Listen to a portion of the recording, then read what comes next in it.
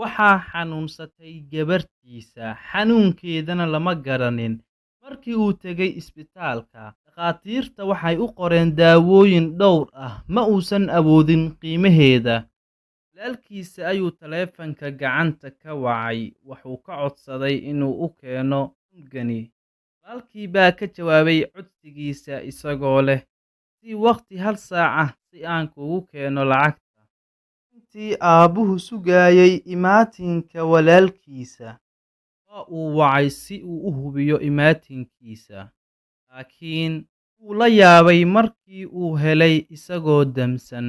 Mar kale ayuu wacay, laakiin natiijada isma beddelin.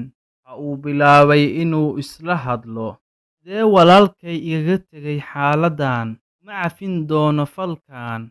Isagoo ka murugaysan mowqifka walaalkiisa, albaabka ayaa la soo garaacay. Albaabka ayuu furay isagoo ilmo ka daadanayo indhihiisa.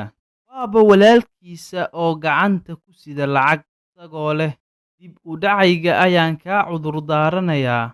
Si dhaqsiya waan ku iibin kari waayay taleefanka gacanta sida aan filayay, laakiin iima sheegin waxaad ugu baahatay lacagtan."